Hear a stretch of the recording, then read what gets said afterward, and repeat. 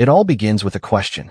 A question no one thought they would be asking about one of the most talked about families in the world. What is really happening behind closed doors in Meghan Markle's life? For years, the story we saw was carefully curated. The fairy tale wedding, the glamorous public appearances, the speeches, the carefully managed photo ops.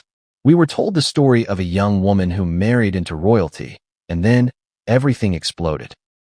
Headlines screamed betrayal, scandal, and family feuds. But what if everything we thought we knew was only half the story? What if there were pieces of the puzzle that had never seen the light of day? Pieces that could rewrite the narrative entirely. Before we continue, please hit the like button, subscribe to the channel, and turn on the notification bell for updates. And now, for the first time, the people closest to her, Thomas Markle, her father, Doria Ragland, her mother, and Samantha Markle, her sister, are breaking that silence. After years of restraint, pressure, and public speculation, they are speaking. They are telling their side of the story. And what they are revealing is shocking. It challenges everything we thought we understood about loyalty, family, and secrecy. It forces us to question the very nature of truth in a family that lives its life under the relentless scrutiny of the world. Thomas Markle has always been a figure shrouded in mystery and controversy. The public remembers him for the dramatic wedding photos, the missed moments, the tabloid headlines that painted him in one light or another. But the truth? The truth has been far more complex. He claims he was pressured for years to remain silent, to hide what he knew about his daughter, the family she married into, and the secrets that could shake the monarchy to its very core. And now, years later, he is ready to tell the story. But his revelations are not just about his relationship with Meghan. They are about power, manipulation, and the extraordinary lengths to which people will go to protect or exploit a royal image. Doria Ragland, the mother Meghan rarely brings into the public eye, adds another layer to this complicated narrative. Quiet, composed, protective of her daughter's privacy, she is watched from the sidelines as the media, the public, and even her own family attempted to dictate the narrative. Her voice, calm but resolute, offers insight into Meghan's upbringing, the pressures she faced, and the relationships that shaped the woman she became. And yet, even in Doria's perspective, there are tensions and contradictions.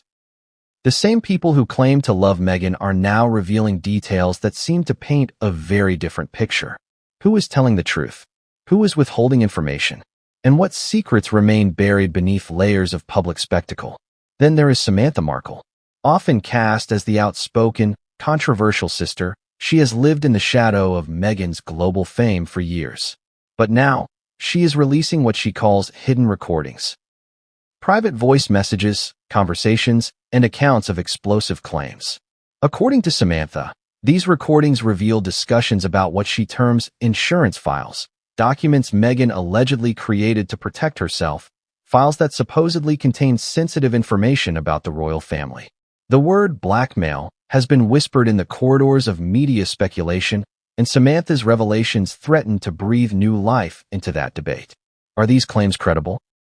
Are they sensationalized? The recordings themselves speak volumes, and the way they do it will leave anyone who hears them questioning what they thought they knew. Imagine a scenario where every public appearance, every carefully curated speech, every smile to the cameras hides a tension far deeper than anyone could guess. The monarchy, the global media, and the family itself are all part of a narrative that has long been controlled, polished, and protected. But when private recordings emerge, when family members break years of silence, the story becomes uncontrollable. Suddenly, what was once a tidy narrative explodes into chaos. Secrets come to light. Allegiances are questioned. The very notion of truth becomes slippery, and every new revelation is more shocking than the last. But why now? Why are Thomas, Doria, and Samantha speaking out after so many years? In Thomas's case, he says the pressure to stay silent became unbearable. There were threats, social scrutiny, and an internal struggle that kept him from speaking. For Doria, the timing seems linked to the desire to protect her daughter while also asserting her own perspective on the events. And Samantha, outspoken and unrestrained, has clearly decided that the world needs to hear what she has been holding onto for years. Together, they form a chorus of voices, each offering fragments of a story that has been hidden from public view. The challenge for anyone trying to make sense of it is enormous. Which fragments are the truth, which are perception, and which are designed to shock? The first shock comes from the very nature of the recordings themselves. Samantha claims they include private conversations in which Meghan discussed sensitive files about the royals, information she allegedly intended to use as leverage if necessary. The term insurance files is both provocative and mysterious. It evokes questions. What is in these files? How did they come to exist? And why was Meghan allegedly considering using them? These questions are the kind that keep journalists awake at night, the kind that dominate headlines, and the kind that turn casual observers into conspiracy theorists. The intrigue is irresistible, and the implications are staggering. But there is more to the story than just recordings and files. There is history, tension, and emotion.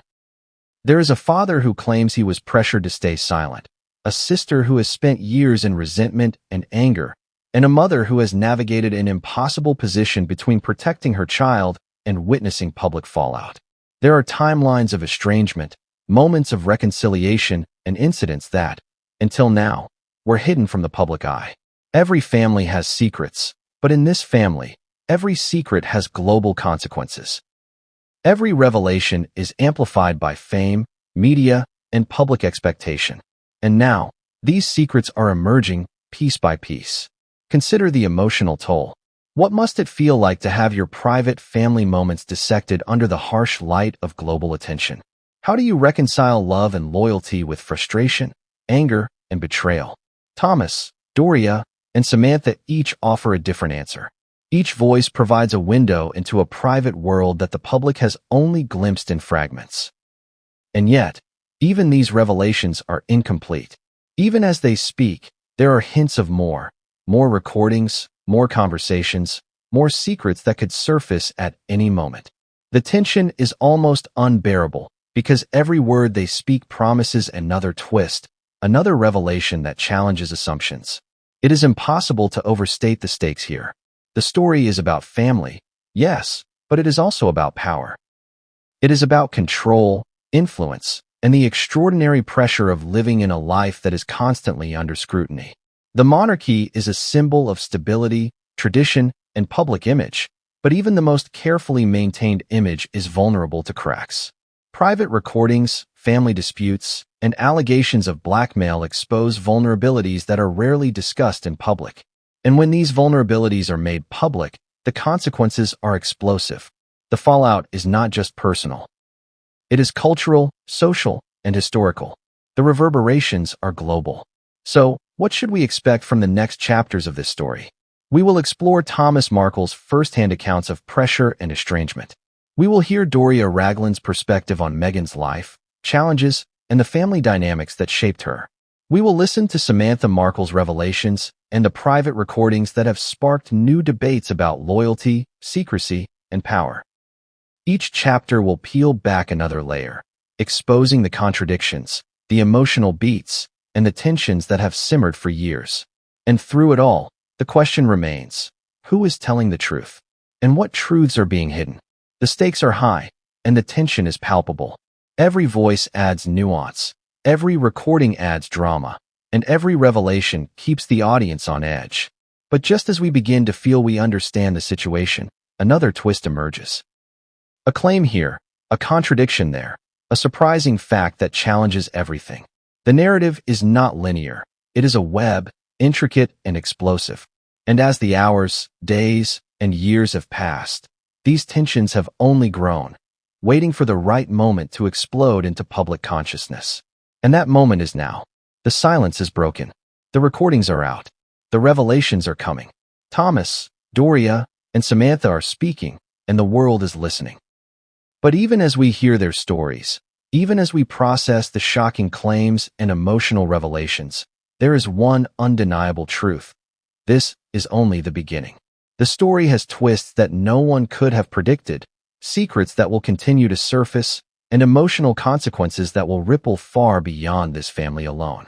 The curtain is rising. The stage is set. The actors are in place.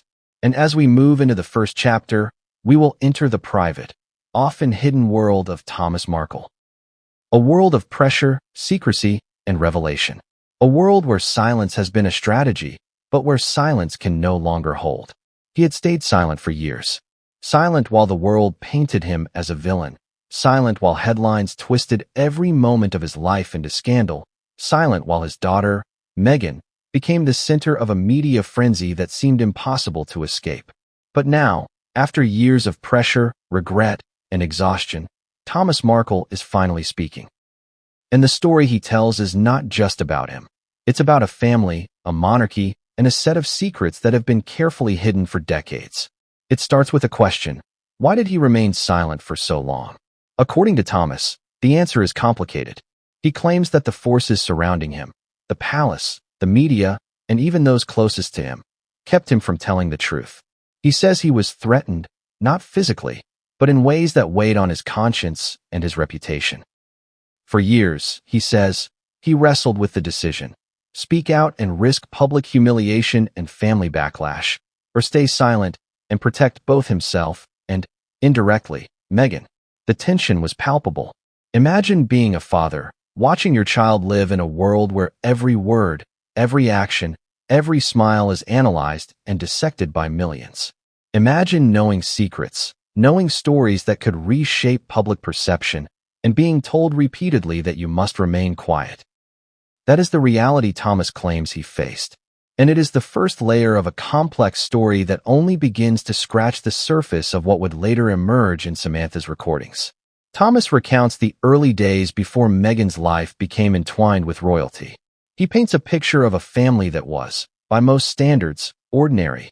Laughter, arguments, love, disappointment, and pride. He talks about Meghan's determination, her independence, and her early ambition. But he also reveals moments of tension, of disagreement, of frustration. These moments were magnified when Meghan became a public figure. Small misunderstandings became public spectacles. Private words became viral headlines. And Thomas, caught in the middle, had to navigate a minefield of loyalty, expectation, and fear. One of the most shocking claims Thomas makes is that he was pressured to stay silent about Meghan's private files, what Samantha would later call insurance files. According to him, there were repeated requests, both subtle and direct, to avoid discussing certain events, documents, or conversations. This was not a casual request. It was an expectation with consequences. Thomas describes feeling trapped, unable to defend himself, unable to speak, but also unable to ignore the growing tension. Yet even as he describes these pressures, Thomas does not paint himself solely as a victim. He acknowledges his mistakes, moments where he could have acted differently, words spoken out of frustration, actions taken out of impulsive anger. He explains that the media often seized on these moments, amplifying them, turning them into narratives of betrayal.